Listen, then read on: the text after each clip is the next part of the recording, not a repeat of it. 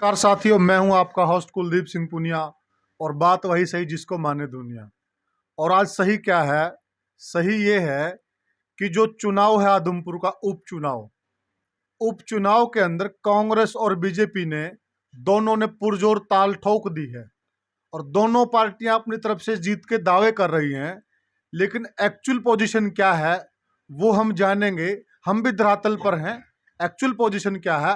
और इसी कड़ी के माध्यम से हमारे साथ जुड़ गई हैं आशा खेदड़, जो प्रदेश महामंत्री हैं महिला प्रकोष्ठ की, बीजेपी की, और उकलाना हलके की राजनीति करते हैं। हम इनसे पूछेंगे सही बात। राम राम जी। जी राम राम। मैडम जी, हम ये जानना चाहते हैं कि एक तरफ दीपेंद्र, भूपेंद्र और जयप्रकाश, जी भाई साहब। कहीं न कहीं कांग्रेस का आदमी नजर आ रहा है फील्ड में। 3 दिन से हम फील्ड में हैं। कल भी हमने कोशिश की आपसे मिलने के लिए। बीजेपी के नेत्री फील्ड में हमें आज मिली है। तो अंदर खाते ये भी चल रहा है कि कुलदीप को अकेला छोड़ दिया है। भाई तुम लड़ो कुश्ती, जब हार जीत होगी हाथ उठाने के लिए हम आ जाएंगे। इसमें कितनी सच्चाई है? सच्चाई की बात आप कर रहे हैं तो सबसे पहले मुझे बताने की जरूरत नहीं कि जो शेर होता है ना वो जंगल में अकेला ही घूमता है। झुंड की जरूरत हमेशा गीदड़ों को रही। और भारतीय जनता पार्टी का एक एक कार्यकर्ता सिंह है अपने आप में। वो अकेला जब चलता है तो समाज उसके साथ जुड़ जाता है।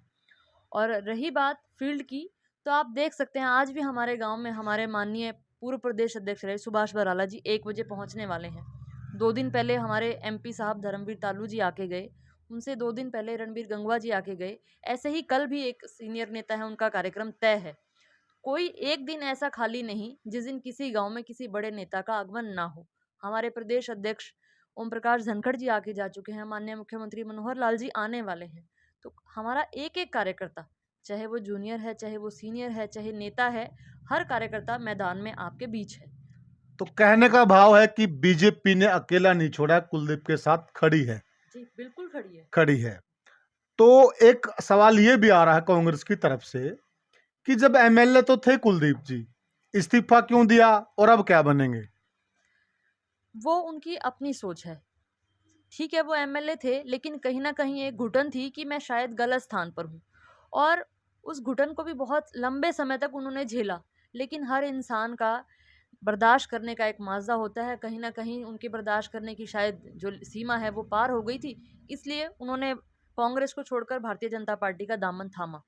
और ये नॉर्म्स में है कि जब आप एक पार्टी छोड़ते हैं तो आपको इस्तीफा देना होता है। उसी नॉर्म के नाते उन्होंने इस्तीफा दिया। और आज दोबारा से उपचुनाव भी होना आवश्यक था, क्योंकि विधानसभा को खाली तो नहीं छोड़ा जा सकता। तो बीजेपी विकास के मुद्दे पर वोट मांग रही है या किस मुद्दे पे? जितना विकास बीजेपी पार्टी ने किया है वो इससे पहले कभी नहीं हुआ, ये आप भी जानते हैं, भले ही आप ना कहें। और इसी विकास के मुद्दे को लेकर हम जनता के बीच हैं। आप यहाँ बैठे लोगों से बात करें, उनसे पूछें, वो आपको बताएंगे कि किस प्रकार से उनके छोटे छोटे काम वो भारतीय जनता पार्टी के माध्यम से हुए हैं। और आगे भी हमारा एक ही प्रयास है कि आम जन का दिया हुआ प्रत्येक कार्य हम ईश्वर का आदेश मानकर पूरा करें। कुछ लोगों का ये कहना है कि जब भजनलाल जी चीफ मिनिस्टर थे उस वक्त में रोडों का जाल बिछाई इस हल्के में, ये सच्चाई है। और उसके बाद यहाँ कोई काम नहीं हो, कोई टांकी लगाने का काम भी नहीं हुआ रोड पे। और हम भी अभी रोड से आए हैं, आप भी रोड डेली आते ही हैं, बहुत बुरा हाल है। तो इसका श्रेय किसको जाता है? देखिए, चौधरी भजनलाल जी की हम बात करें, वो युग पुरुष रहे हैं, उनकी बराबरी नहीं है। उन्होंने जो काम किए, आज हम पूरे आदमपुर विधानसभा में घूमे तो एक एक व्यक्ति उनके नाम के प्रति श्रद्धा रखता है। और कहीं ना कहीं लोगों का ये कहना कि भजनलाल जी ने जो हमारे लिए किया है उसके बाद हम उस परिवार को धोखा नहीं दे सकते, उनको छोड़ नहीं सकते। और इसका उदाहरण है, लगातार जब से यहाँ की राजनीति शुरू हुई, यहाँ सिर्फ और सिर्फ भजनलाल परिवार का ही उम्मीदवार जीता है। कुछ लोगों का ये भी कहना है कि भजनलाल ने काम किए हैं, वो उसको मान रहे हैं, सिर मत्थे है, लेकिन उसके बाद नहीं हुए। जो कुलदीप का कार्यकाल रहा है उससे लोग कहीं ना कहीं निराश नजर आते हैं।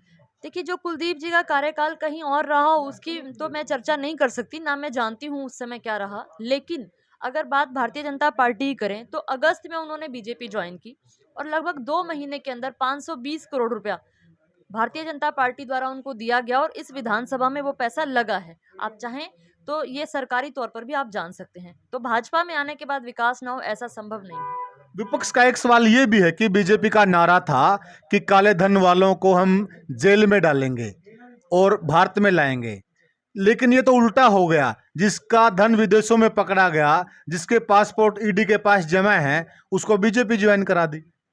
देखिए, ये ऊपर की जो हमारे जो सीनियर नेता हैं, हमारा शीर्ष नेतृत्व है, ये उनका फैसला है। इसके ऊपर मैं कोई टीका टिप्पणी करूं, ये तो किसी भी तरह से उचित नहीं है।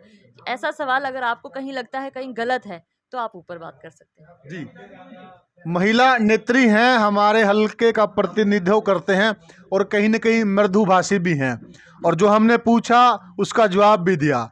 जिसका जवाब नहीं था उसके बारे में खुल के कहा मेरे पास जवाब नहीं है। तो हम बात करते हैं कि आप का जुड़ाव है, आप एक सहनशील नेता भी कहीं न कहीं बीजेपी की मानी जाती हैं, और महिलाओं का आप अच्छा प्रतिनिधित्व करती हैं, और लोग ये भी मान रहे थे कि उकनाला हल्के में आप सीट निकाल लेंगी। तो पेच कहाँ फंस गया? देखिए, समय से पहले और भाग्य से अधिक किसी को कुछ नहीं मिलता। शायद मेरा अपना मानना ये है कि जो मेरी विधानसभा के जो मेरा परिवार है, जो मेरे लोग हैं, उनके दिलों में मैं उतनी जगह नहीं बना पाई जितनी ज़रूरी थी। अब फिर प्रयास है, लगातार 3 साल से उनके बीच हूँ और प्रयास कर रही हूँ। 2019 के चुनाव के बाद अगला जो भी कैंडिडेट आए, भारतीय जनता पार्टी की तरफ से संगठन जिसको भी मैदान में उतारे, वो पूरे बहुमत के साथ ये सीट जीतकर भाजपा की झोली में डाले, ऐसा मैं प्रयास कर रही हूँ। देखिए, हमने जो आपने कहा, जो जनता के सवाल थे, उस सीधी और सही बात की। बाकी जनता जनार्दन है, आप ही तय करते हैं।